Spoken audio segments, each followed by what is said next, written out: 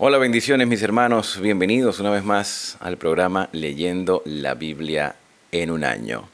Hoy nos corresponde los capítulos 23 y 24 de Levítico. El capítulo 23 mayormente toca un tema de gran importancia desde el ámbito espiritual por su significado, como lo son las fiestas solemnes. Hasta el momento hemos hablado a lo largo de toda la escritura la importancia del tiempo, en especial el séptimo día de la semana, el Shabbat, que fue un tiempo establecido por el Señor en un mundo donde no había pecado y donde todo era bueno en gran manera. El Señor bendijo y santificó el día de reposo, eso es innegable. Pero cuando llegamos al libro de Levítico, específicamente en el capítulo 16, hablamos de otro día también de gran importancia, por el significado que tiene este día. Se le llamaba el Yom Kippur o el día de la expiación, el día del perdón, que era en el 10º día del séptimo mes. Las fiestas solemnes que vamos a leer en el capítulo 23 de Levítico tienen una aplicación en el plan de salvación, en la obra de Cristo en favor de toda la humanidad. Si hemos venido hablando de normativas vigentes, estas celebraciones son mayormente promovidas también a ser celebradas. Pero, ¿por qué hoy en día no se celebran las fiestas solemnes en nuestras iglesias? ¿O hay alguna connotación más amplia que simplemente el acto de celebrarla? Vamos a leer lo que dice el capítulo 23, no sin antes recordarte la importancia de comunicarte con Dios a través de la oración antes de la lectura de estos capítulos. Si ya lo hiciste como una muestra de agradecimiento al Señor y también para pedir dirección divina, entonces abramos con toda libertad las Sagradas Escrituras. Al finalizar este video, no olvides compartirlo con otras personas. Dice el versículo 1 del capítulo 23. Habló Jehová a Moisés diciendo, habla a los hijos de Israel y diles, las fiestas solemnes de Jehová, las cuales proclamaréis como santas convocaciones, serán estas. Y se menciona la primera y posiblemente la más importante desde el inicio de la creación. 6 días se trabajará, mas el séptimo día será de reposo, santa convocación. Ningún trabajo haréis. Día de reposo es para Jehová, donde quiera que habitéis. Y esto me llama mucho la atención porque muchas veces se ha dicho en nuestras iglesias, y cuando hablo de nuestras estoy generalizando, estoy hablando de todas las iglesias cristianas, no en una iglesia específica. Muchas veces se nos dice que esto era solamente para el pueblo de Israel, y en capítulos anteriores se ha venido mencionando a los extranjeros que habitan en medio de tu pueblo, como indicando que esta ley también es, o esta normativa o este estilo de vida también debía ser aplicado por aquellas personas no israelitas, porque Israel debió haber sido un modelo para las demás naciones. Y aquí se enfatiza donde quiera que habitéis, donde estés, en cualquier parte del mundo. Allí se debe respetar el séptimo día de la semana como día de descanso. Algunas personas me han escrito y me han preguntado qué se debe y qué no se debe hacer en el día de reposo. Y hay personas que están interesadas, aunque en sus iglesias no se los enseñe, aunque sus líderes no le tomen importancia a esto, hay hermanos y hermanas que están dispuestos a hacer la voluntad del Señor, sin necesidad de dejar su congregación, porque aman a sus hermanos y respetan a sus líderes, pero por sobre todas las cosas la obediencia al Señor. Entonces, el principio básico, por lo que dice aquí, es que ese día no es laborable, no es un día de trabajo, no es un día para ir a abrir la empresa o para ir a cumplir horario en alguna institución. Es un día para descansar porque el cuerpo lo requiere y porque también podemos tener un periodo ininterrumpido de 24 horas en comunión con el Señor. Cuando nosotros hablamos de la vida de Jesús, que Él trabajó o que hizo milagros en sábado, a veces lo citamos para justificar que podemos salir a trabajar. En realidad Jesús no vivía de hacer milagros. Él como Dios, pues sencillamente hacía bien cualquier día de la semana. y como Dios tiene la autoridad sobre el Shabbat y nos ha regalado ese día para nosotros. Cuando trabajamos en Shabbat, estamos tomando prerrogativas divinas, cosas que no nos corresponde. De hecho, yo estuve hablando en los cursos de Cristología, videos que hice en directo aquí en el canal, leyendo el libro El Carpintero Divino, toqué sobre el tema de la autoridad de Cristo sobre el Shabbat. Les recomiendo que vean el curso de Cristología aquí en el canal y comprenderán un poco mejor esto. Entonces se habla del sábado con gran importancia, primero porque el cuerpo lo requiere y segundo porque eso nos permite también reconocer a Dios como creador, como redentor y como sustentador. Y como el Shabbat fue instituido en un mundo donde no había pecado, hoy más que nunca sigue vigente. ¿Qué pasa con las fiestas solemnes que vamos a leer a continuación? Ellas surgieron después del pecado. De hecho, las fiestas solemnes estaban relacionadas con el ministerio de Cristo en pro de la salvación del ser humano, como lo fue la Pascua, donde se sacrificaba el cordero, como lo fue el Pentecostés y también el Sukkot. Y en medio de estas tres celebraciones estaba el Yom Kippur, el Rosh Hashanah, la fiesta de los shofarot, los chofares, las trompetas. Entonces, todas estas fiestas estaban relacionadas con el plan de salvación. Surgieron después del pecado. El Shabbat no. El Shabbat fue establecido en un mundo donde todo era bueno en gran manera. Y si era bueno en aquel entonces, también debe ser bueno para nosotros que vivimos en el siglo XXI. Entonces, donde quiera que habitéis, allí guardaréis el día de reposo. Si en tu iglesia no lo hacen, si tus líderes no lo enseñan, hazlo tú, vívelo tú, disfrútalo tú.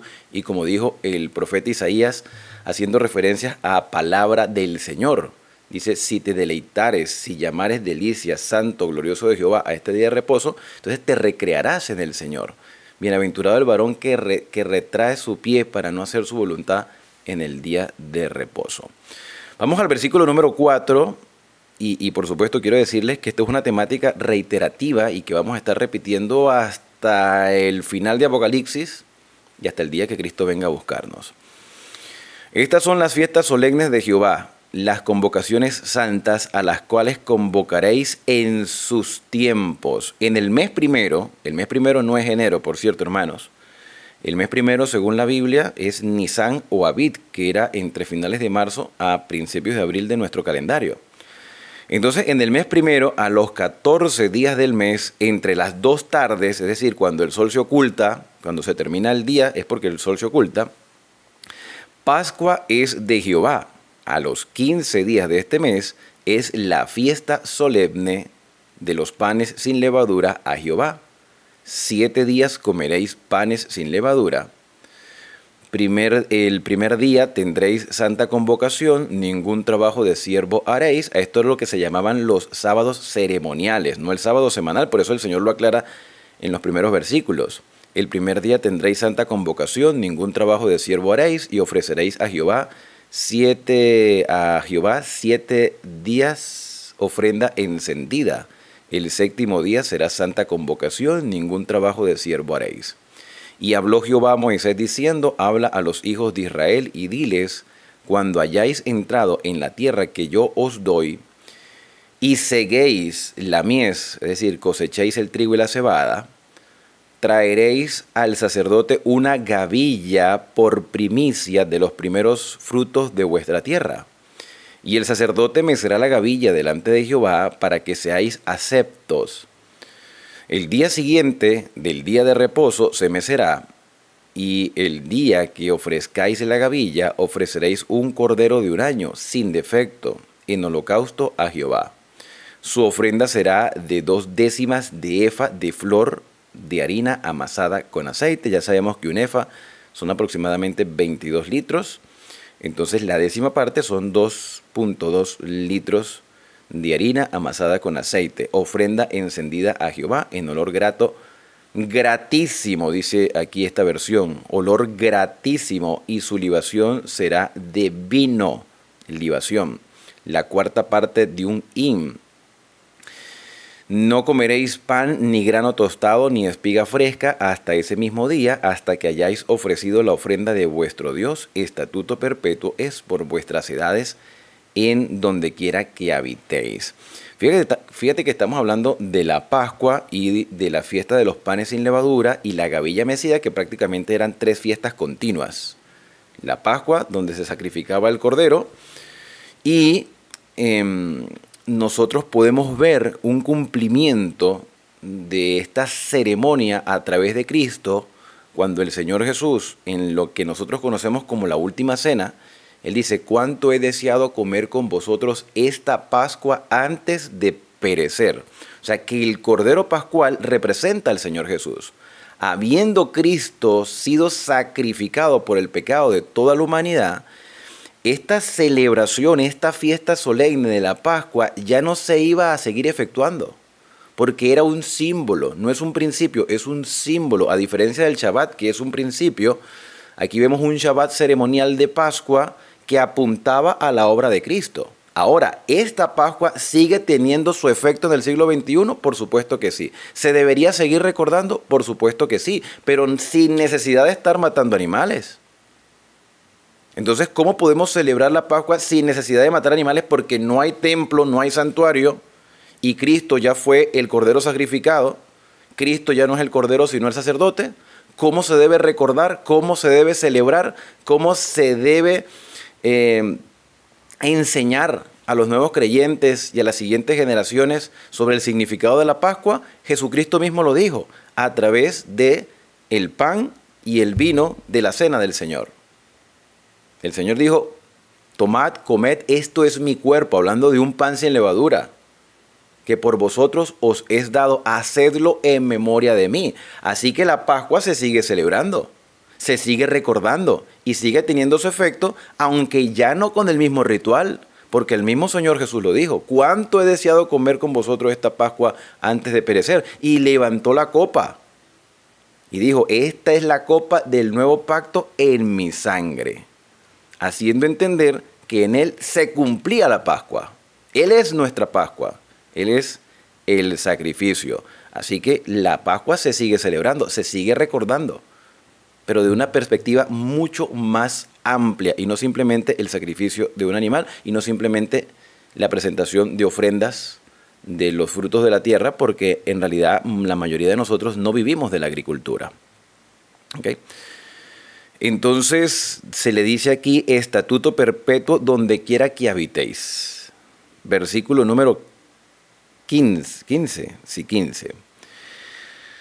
Dice: contaréis desde el día que sigue al día de reposo hasta el día en que ofrecieres la gavilla, ofrenda mecida, 7 semanas cumplidas serán. 7 semanas, estamos hablando de 49 días después de la Pascua. Una vez celebrada la Pascua, se contaban 7 semanas exactas, 49 días. En el día 50, o sea, hasta el día siguiente del día de reposo, contaréis 50 días. Entonces ofreceréis el grano nuevo a Jehová. 50 días. De ahí viene la palabra Pentecostés. 50 días. La fiesta del Pentecostés era una fiesta judía 50 días después de la Pascua, donde durante 7 semanas se había venido cosechando el trigo y la cebada en forma abundante, y se le llamaba la fiesta de las cosechas o la fiesta de las semanas. Para todos aquellos que pertenecen al protestantismo cristiano, específicamente al pentecostalismo, muchas veces se relaciona el pentecostalismo con el derramamiento del Espíritu Santo en esa fiesta del día del Pentecostés. Pero la base del Pentecostés era la cosecha del trigo y la cebada. Se presentaban ofrendas en agradecimiento a Dios. Y tuvo su cumplimiento el Pentecostés con el derramamiento del Espíritu Santo, pero sigue teniendo ese efecto hoy. Como el sacrificio de Cristo sigue teniendo su efecto el día de hoy, porque la obra de Cristo sigue transformando corazones, así la obra del Espíritu Santo, Espíritu que se derramó en el Espíritu en el día del Pentecostés, sigue obrando en la vida de las personas para convencerlas de pecado, para convencerlas de justicia y para convencerlas de juicio. En otras palabras, las fiestas, aunque han tenido su cumplimiento, vuelvo y repito, tienen su efecto hoy. Y es necesario estudiarlas, es necesario comprenderlas, es necesario entender lo que el Señor quiso mostrar a través de estas celebraciones. La Pascua muestra el sacrificio de Cristo en favor de la raza humana, el pago por nuestros pecados, y el Pentecostés representa la obra del Espíritu Santo transformando y convenciendo los corazones de las personas y llevando a las personas como ofrendas al Señor, como ofrendas presentadas en respuesta al sacrificio que Cristo hizo en favor nuestro, en respuesta al sacrificio de Cristo. Es decir, se valora, hay un fruto de lo que Cristo hizo. Y cuando uno lee los evangelios se da cuenta que el Señor Jesús mayormente no se dedicó a llamar a las personas al bautismo, sino al arrepentimiento. Y ya es a través de la obra del Espíritu Santo donde muchos deciden bautizarse en un solo día. Y Jesús mandó a bautizar, dijo, vayan y discipulen, bauticen y enseñen por todo el mundo, y yo estaré con vosotros todos los días. Dice el versículo número 17, de vuestras habitaciones traeréis 2 panes para ofrenda mecida, que será de 2 décimas de flor de harina en este día de Pentecostés, cocidos con levadura como primicias a Jehová, y ofreceréis con el pan 7 corderos de un año sin defecto, un becerro de la vacada, 2 carneros, serán para holocausto a Jehová, con su ofrenda y su libación. También se hacían sacrificios, pero como ya no es necesario, porque todo esto representa a Cristo, entonces el Pentecostés tiene una aplicación espiritual en nuestro tiempo. Versículo 19, ofreceréis además un macho cabrío por expiación, 2 corderos de un año en sacrificio de ofrenda de paz, y el sacerdote lo presentará como ofrenda mecida delante de Jehová con el pan de las primicias, y 2 corderos serán cosa sagrada para Jehová. Para el sacerdote, cosas a Jehová para el sacerdote, y convocaréis en ese mismo día santa convocación, ningún trabajo de siervo haréis, estatuto perpetuo donde quiera que habitéis en vuestras generaciones. Cuando seguéis la mies, o sea, el trigo y la cebada, la mies de vuestra tierra, no segaréis hasta el último rincón de ella, ni espigarás tu siega.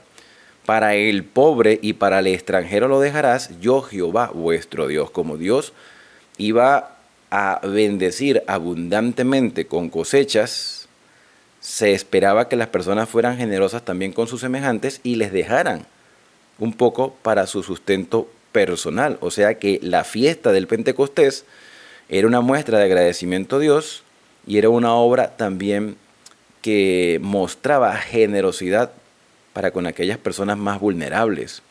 Y habló Jehová a Moisés diciendo, habla a los hijos de Israel y diles, en el 7º mes, el primero del mes, tendréis día de reposo, una conmemoración al son de trompeta. Esto es lo que se conoce como la fiesta de los chofares o de los chofarot, la fiesta de los trompetas, el primer día del 7º mes, el mes de Tisri, entre septiembre y octubre. Ustedes sabían que septiembre viene de séptimo. Entonces, en el 7º mes, entre septiembre y octubre, en Tisri, se comenzaba el mes con el día de las trompetas, de los chofarot, como advertencia a un evento más importante, que era el día del Yom Kippur. Y después del Yom Kippur, entonces, vendría la fiesta del Sukkot o de las cabañas. Versículo número 25. Ningún trabajo de siervo haréis y ofreceréis ofrenda encendida a Jehová. También habló Jehová a Moisés diciendo, a los 10 días de este mes será día de expiación, o sea, el Yom Kippur que ya estudiamos en el capítulo 16. Será día de expiación, tendréis santa convocación y afligiréis vuestras almas y ofreceréis ofrenda encendida a Jehová. Ningún trabajo haréis en ese día, porque es día de la expiación para reconciliaros delante de Jehová vuestro Dios. Porque toda persona que no se afligiere en este día será cortada de su pueblo. Había que darle valor a este día, lo que significaba. Y cualquiera persona que hiciere trabajo alguno en ese día, yo destruiré a la tal persona de entre su pueblo. Ningún trabajo haréis, estatuto perpetuo es por vuestras generaciones, donde quiera que habitéis.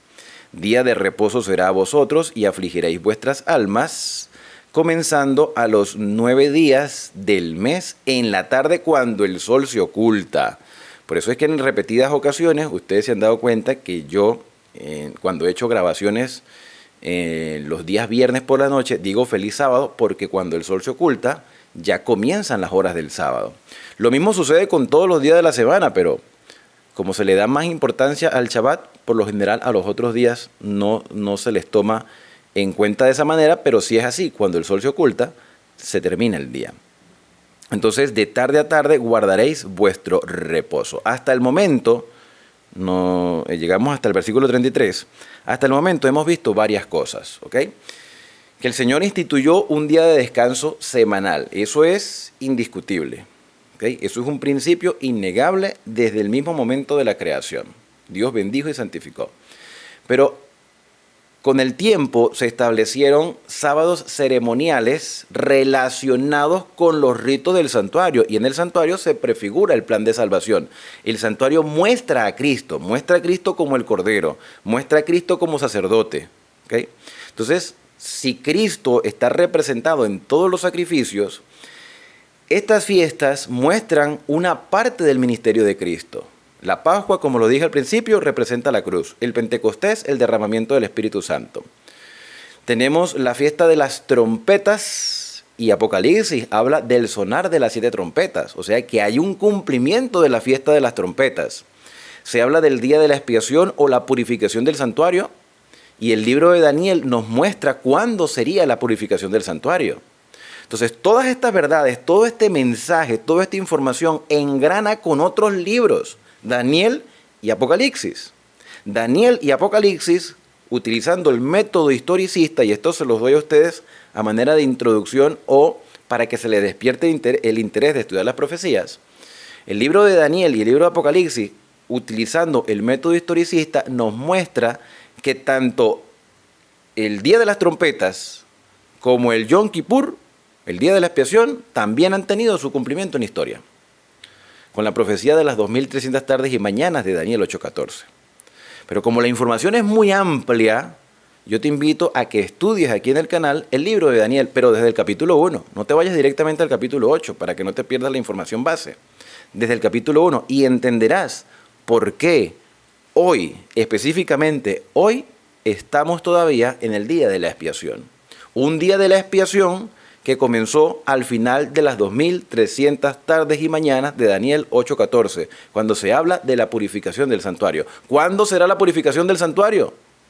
Hasta las 2300 tardes y mañanas, así aparece en el libro de Daniel. ¿Cuándo terminaron esas 2300 tardes y mañanas?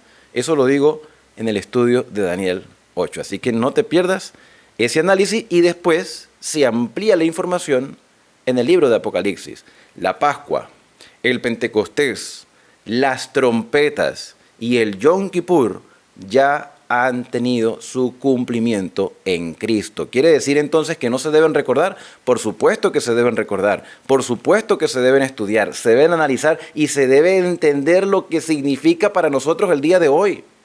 ¿Y cómo se deben estudiar? A la luz del santuario. Cada iglesia, cada congregación debería tener una maqueta del santuario y estudiarla por lo menos una vez al mes, y tenerla allí y analizarla y enseñarla a la siguiente generación. Una de las cosas que yo le agradezco a la iglesia donde asistí cuando era más joven era que en ese tiempo, cuando comencé a asistir, se estaba estudiando el tema del santuario y yo participé de la fabricación de una maqueta del santuario. Yo no sabía nada, tenía 16 años, pero vi cómo la construyeron y pude explicarla, pude entender un poco más la obra del plan de salvación a través del santuario. Si tú quieres conocer un poco más del santuario, puedo ofrecerte un libro gratuito. Se llama Preguntas y Respuestas sobre el Santuario, y tengo otro que se llama Cristo en su Santuario. Los tengo en digital. Ustedes pueden escribirme a mi número personal, más 57 314 358 1359, y con gusto se los comparto para que lo impriman, lo encuadernen y lo estudien. Volviendo a nuestra lectura, vamos al versículo número 33 y dice: habló Jehová a Moisés diciendo: habla a los hijos de Israel y diles, a los 15 días del 7º mes, seguimos en el mes de Tisri, será la fiesta solemne de los tabernáculos a Jehová por 7 días. El primer día habrá santa convocación, ningún trabajo de siervo haréis, 7 días ofreceréis ofrenda encendida a Jehová. Al octavo día tendréis santa convocación y ofreceréis ofrenda encendida a Jehová. Es fiesta solemne, ningún trabajo de siervo haréis. Y ahora les voy a decir, mis queridos hermanos, que esta fiesta aún no ha tenido su cumplimiento. La Pascua sí, el Pentecostés sí, la fiesta de las trompetas también, el Yom Kippur está en acción. Se está efectuando en este momento porque en el cielo hay un santuario. Y ya vimos lo que es el día de la expiación en el capítulo 16. Pero la fiesta de los tabernáculos, la fiesta del Sukkot, solo tendrá su cumplimiento cuando Cristo salga del santuario y nos lleve a morar en la Canaán celestial, en aquellas mansiones que el Señor fue a preparar, aquellas moradas. De ahí viene la palabra tabernáculo, tabernaculizar, morar, vivir. El Señor Jesucristo dijo que iba a preparar morada, viviendas para nosotros en la patria celestial. Allí en el cielo celebraremos el Sukkot. Y yo espero que estemos allí. Espero verles a ustedes en esa celebración. Pero para llegar a esa celebración, entonces tenemos que pasar por la experiencia de las celebraciones anteriores. Número 1, aceptar a Cristo como nuestro Salvador. Número 2, dejarnos transformar por la obra del Espíritu Santo. Número 3, escuchar las advertencias del Señor a través de su palabra, como las trompetas que sonaban para advertir. Y número 4, debemos entender qué está haciendo Cristo hoy en el santuario. Está expiando nuestros pecados, está transformando nuestra vida a través de su Espíritu. Y nuestro más grande anhelo, y eso lo venía comentando, nuestro más grande anhelo debe ser ver a Cristo venir en las nubes de los cielos. Hoy más que nunca anhelo ver al Señor Jesús venir en vida. Si me toca descansar, descansaré, pero cuánto anhelo espero verle en vida. Versículo número 37. Estas son las fiestas solemnes de Jehová, a las cuales convocaréis santas reuniones para ofrecer ofrenda encendida a Jehová, holocausto y ofrenda, sacrificio y libación. Libación con vino, así como el vino que levantó el Señor Jesús en la Santa Cena. Libación, cada cosa en su tiempo. Y esto es importante porque Dios tiene perfectamente el tiempo distribuido. Dios sabe el tiempo exacto en que todo llegará a su final. Además de los días de reposo de Jehová, de vuestros dones, de todos vuestros votos y de todas vuestras ofrendas voluntarias que acostumbráis dar a Jehová. Pero a los 15 días del mes séptimo, cuando hayáis recogido el fruto de la tierra, haréis fiesta a Jehová por 7 días. El primer día será de reposo y el octavo día también será de reposo. Y tomaréis el primer día rama con fruto del árbol hermoso, ramas de palmeras, ramas de árboles frondosos y sauces de los arroyos, y os regocijaréis delante de Jehová vuestro Dios por 7 días, y haréis fiesta a Jehová por 7 días cada año. Será estatuto perpetuo por vuestras generaciones. En el mes séptimo lo haréis.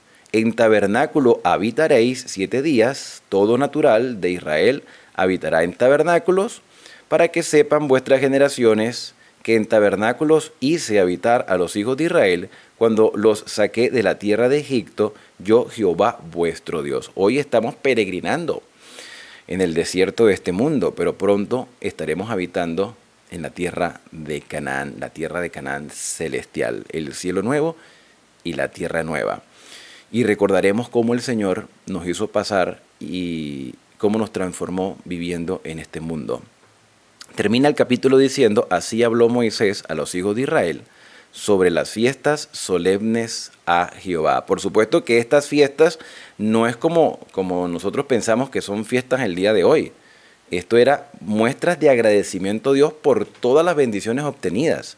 En el primer mes se cosechaba, y esto también lo vamos a ver en el libro de Apocalipsis, principalmente en el capítulo 14, cuando se habla de cegar la mies y pisar en el lagar de la ira de Dios, porque en el primer mes del año se cosechaba el trigo y la cebada, los granos, y en el primer mes del año. Y en el séptimo mes del año, en el mes de Tirri, se cosechaba las uvas y los olivos para extraer el aceite. Entonces eso lo vamos a ver más ampliamente en el capítulo 14 de Apocalipsis. Así que les invito a que continúen la lectura para que cuando lleguen a Apocalipsis puedan tener toda esa información completa. Vamos al último capítulo por hoy, el capítulo 24, y nos habla del aceite para las lámparas. Y fíjate que terminábamos el capítulo 23, mencionándote acerca de la cosecha de los olivos, del aceite. El aceite representa al Espíritu Santo. El aceite representa la transformación del carácter. Y las lámparas deben estar siempre encendidas. Nosotros debemos brillar solo por la obra transformadora del Espíritu, no por nuestros propios méritos o esfuerzo personal. Entonces, dice el versículo 1, habló Jehová a Moisés diciendo, manda a los hijos de Israel que te traigan para el alumbrado aceite puro de oliva machacada para hacer arder las lámparas continuamente. Aquí donde dice continuamente la palabra es tamid, algo que constantemente se sigue haciendo, tamid, que es la misma palabra que se utiliza en Daniel para poner fin al pecado, ¿ok? O cuando se habla del continuo sacrificio, el tamid. Por eso les digo, hermanos, es importante estudiar los libros de Daniel y Apocalipsis. Versículo número 3. Fuera del velo del testimonio, en el tabernáculo de reunión, dispondrás las lámparas Aarón desde la tarde hasta la mañana delante de Jehová. Es estatuto perpetuo por vuestras generaciones. Sobre el candelero limpio pondrá siempre en orden las lámparas delante de Jehová. Estas lámparas representan evidentemente la obra del Espíritu y nosotros debemos ser la luz del mundo. Debemos brillar solo por la obra transformadora del Espíritu. Versículo número 5.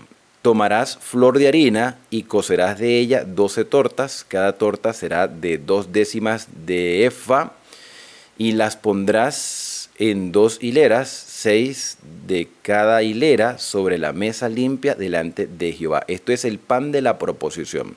Así como las lámparas debían tener siempre aceite, la mesa en el santuario debía tener siempre pan. Si las lámparas con aceite representan la obra del Espíritu Santo, el pan de la mesa representa el alimento espiritual para todo creyente, es decir, la palabra de Dios. Y la palabra de Dios es el testimonio de Jesucristo, y Jesucristo dijo, yo soy el pan de vida. Entonces debemos nutrirnos de la palabra. Versículo número 7, pondrás también sobre cada hilera incienso puro y será para el pan como perfume, ofrenda encendida a Jehová. Cada día de reposo, es decir, cada sábado, lo pondrán continuamente. La lámpara, hermanos, la lámpara tenía que estar encendida los 24 horas del día, los 7 días de la semana. Así como el cristiano es cristiano, los 7 días de la semana, los 24 horas del día.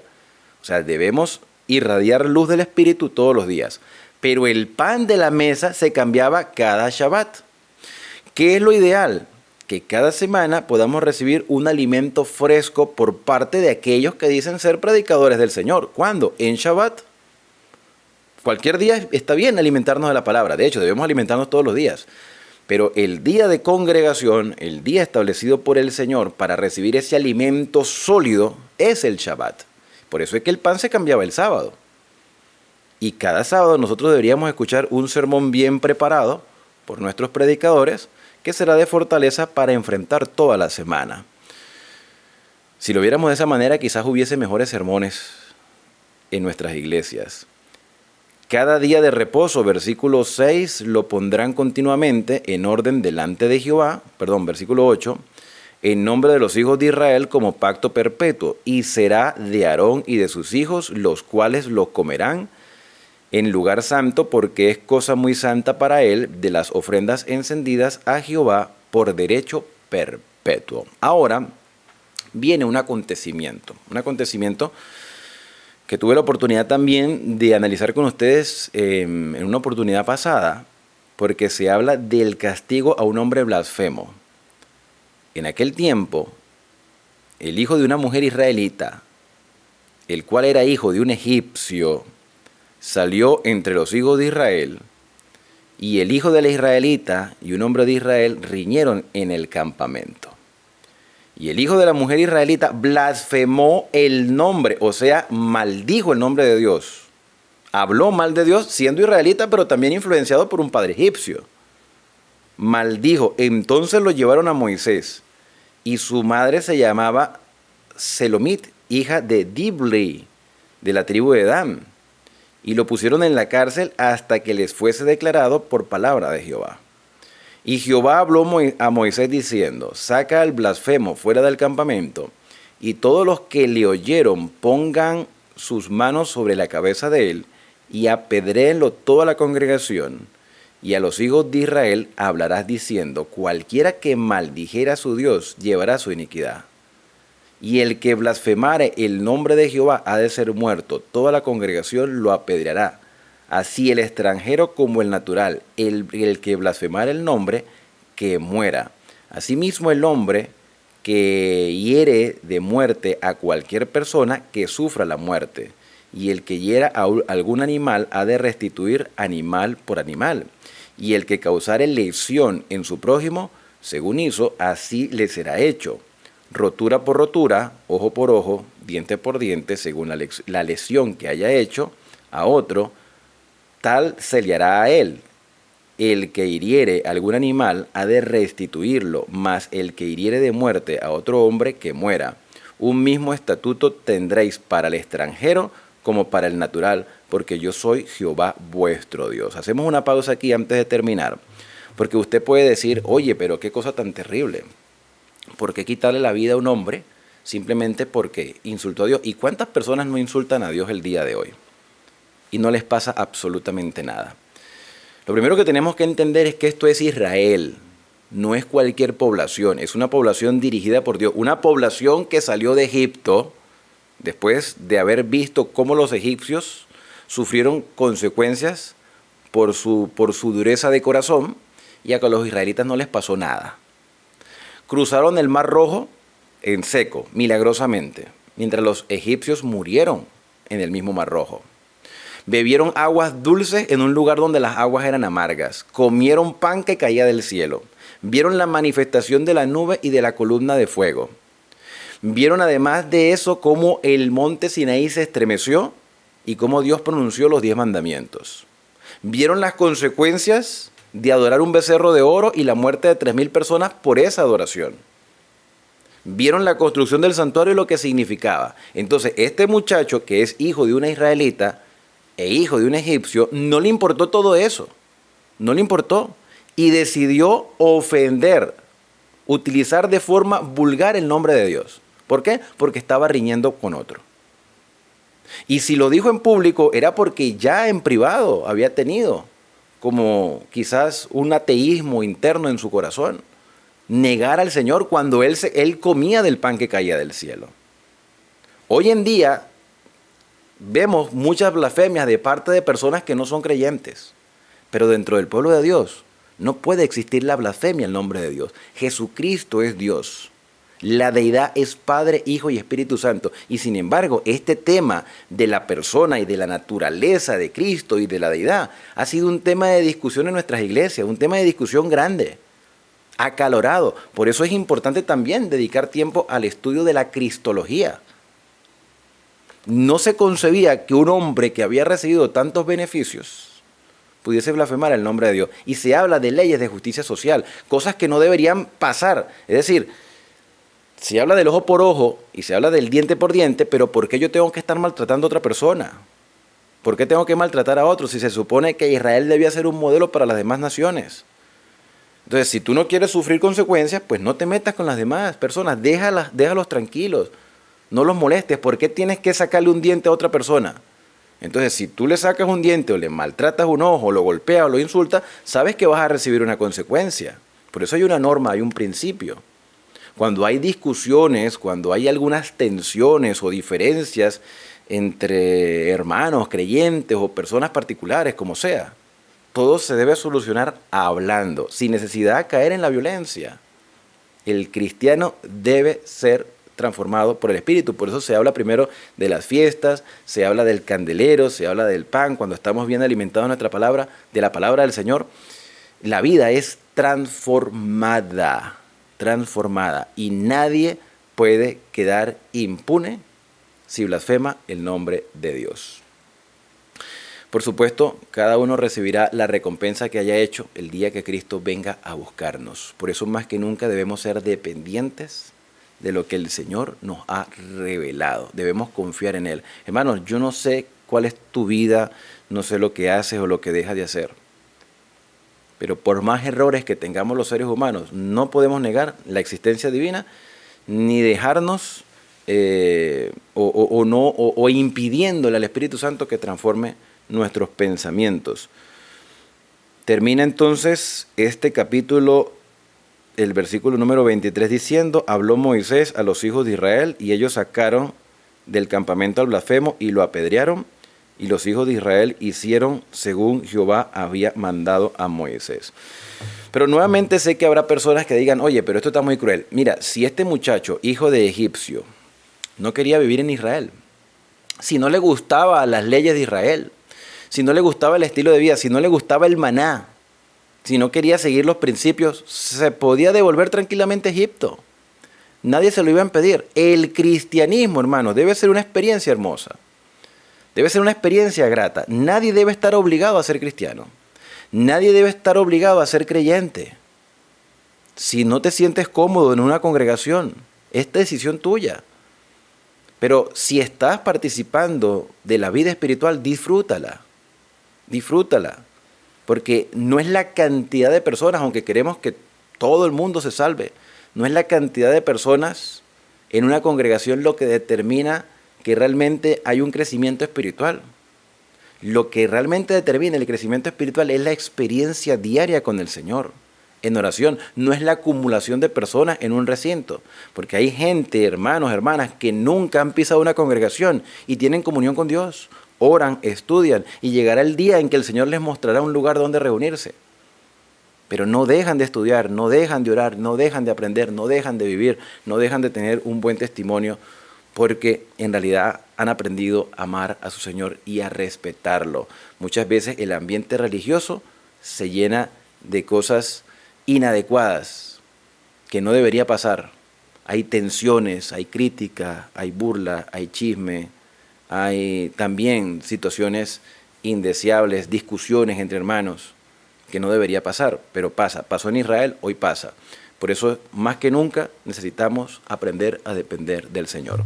Cuando yo entiendo lo que todas estas celebraciones significan y el efecto que causa en nuestra vida a través de Cristo y del Espíritu Santo, entonces es allí donde mi fe se fortalece y donde puedo vivir con esperanza hasta el día que Cristo venga a buscarnos. Por eso mi más grande deseo para ti en este día es que Dios te bendiga y te guarde. Que haga resplandecer Dios su rostro sobre ti y que tenga de ti misericordia. Que el Señor alce sobre ti su rostro y ponga en ti paz. Será hasta un próximo video aquí en Esperanza, el canal de las Sagradas Escrituras. En el próximo estudio estaremos terminando el libro de Levítico. Shalom para todos.